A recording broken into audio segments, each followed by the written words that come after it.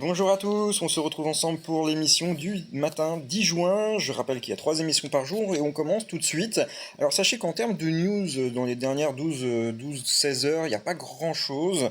Par contre, il y en a une qui est intéressante, donc je ne vais pas vous parler avec des choses qui sont inintéressantes, mais avec des choses plutôt pertinentes.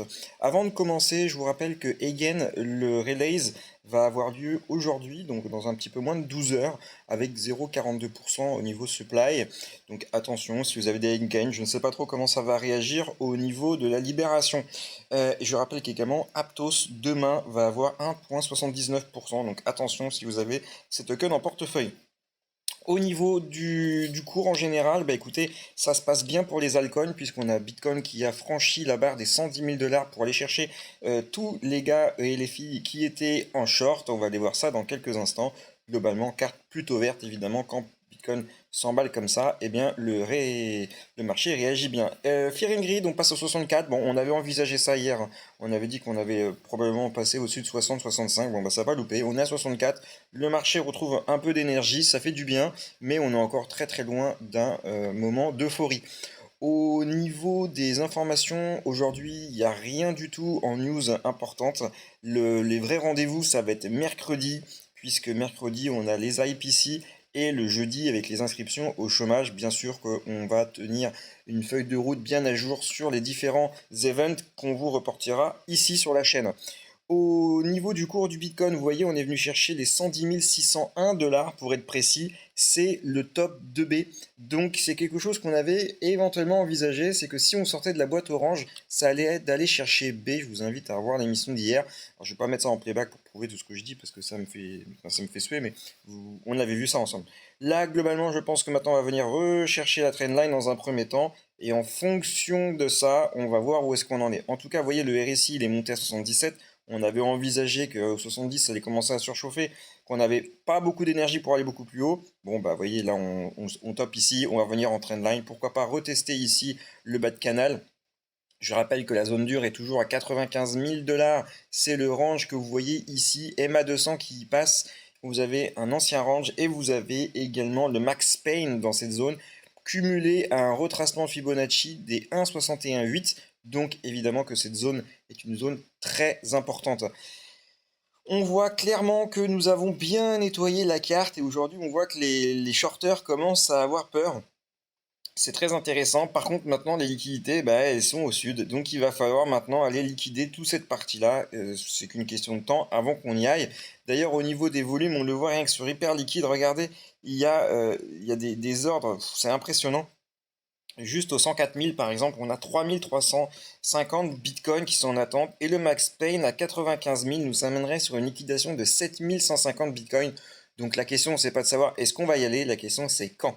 Au niveau du RSI Map, on voit qu'on a des tokens qui surperforment et qu'il va falloir penser à alléger allègrement. Je pense à Tao qui a bien performé, même si on sait qu'on attend des scores beaucoup plus hauts sur Tao. Là, clairement, on est en overboot, donc vendre un peu de Tao peut être une bonne opportunité. AAV, même chose. Uniswap, même chose. Kaya, même chose. Ensuite, on pourrait imaginer également ICP, Hype, on peut encore le laisser un peu travailler dans cette zone-là si le cours du Bitcoin se stabilise au-dessus des 110 000, mais chose que j'ai du mal à croire. GMX qu'on peut également alléger. En termes de rotation de liquidité, ici sur cette carte, eh bien, ça va être compliqué parce que la plupart des tokens ont déjà performé. Il fallait préparer cette montée déjà dans les jours et semaines précédentes. Peut-être que l'opportunité du jour finalement, eh ben, c'est une fois de plus, c'est Kita. Alors vous allez me dire décidément Kita avec le FUD qu'il y a sur les réseaux sociaux, c'est compliqué. En fait, ce qu'il faut savoir, c'est qu'il y a des personnes plutôt connues dans l'écosystème comme Zach XBT qui ont dit que c'était plus ou moins fake, que le testnet, enfin le dashboard du testnet n'était pas représentatif des vraies transactions qui étaient faites en testnet, etc. Alors écoutez, ça me paraît un peu délicat parce que XBT enfin, Zach XBT a une très belle réputation, donc je ne peux pas dire que ce que dit ce gars est forcément bête. Par contre, je me suis rendu moi sur le site de la SEC, j'ai regardé les documents qui ont été posés par Kita, ils ont bien déposé des documents à la SEC. Ils ont quand même le CEO enfin l'ancien PDG, donc Eric, qui les suit sur Twitter. Donc j'ai bien l'impression que c'est une grosse vague de feud. Ce que Zach XBT a fait, c'est pas non plus des grosses recherches parce qu'en réalité, il n'a pas creusé en détail. D'ailleurs, il le dit lui-même. Il a simplement survolé le truc et bon, maintenant, moi j'attends de voir. Ce qui est bien, c'est qu'ils ont réagi immédiatement en disant qu'ils allaient montrer en live la performance à 10 millions de transactions par seconde le 12 juin. Donc ça va être peut-être un moment, le moment de vérité. Mais je ne serais pas non plus étonné que des gros acteurs, notamment comme Zach, finalement aient des gros portefeuilles et aient loupé l'opportunité sur Kita et manipulent un peu le truc avec un mea culpa après l'event. À voir. En tout cas, moi, Kita, je pense que les fondamentaux sont là. Il n'y a rien qu'à changer entre le moment où je vous ai proposé d'investir et maintenant, simplement quelques personnes qui vont FUD le projet. En tout cas, les recherches, vous pouvez les faire aussi de votre côté. Vous pouvez vous rendre sur le site de la SEC. Vous pouvez aller sur les articles de Forbes où il y a Eric qui parle justement de Kita, etc. Donc bon, là, je pense qu'il y a beaucoup de vent pour pas grand-chose. Je rappelle que Kaya, on avait prévu de vendre un petit peu. Moi, je continuerai d'alléger la position parce que ça continue de monter. En termes de news, en fait, je vais vous en montrer qu'une pour aujourd'hui, enfin du moins ce matin. Peut-être que à ce midi et ce soir, il y en aura d'autres, hein. Je rappelle qu'il y a 3 émissions par jour, mais vous montrer des news qui servent à rien, c'est inutile. La Corée du Sud s'apprête à légaliser les stablecoins avec un nouveau projet de loi sur des crypto-monnaies. Donc la Corée du Sud s'apprêterait à pouvoir permettre aux résidents, et aux citoyens et aux touristes de payer en stablecoin des factures ou dans les magasins. C'est relativement big. Euh, Surtout qu'on a vu il y a quelques temps que les stablecoins prenaient un virage assez important avec des volumes estimés à 33 000 milliards de dollars sur les derniers mois.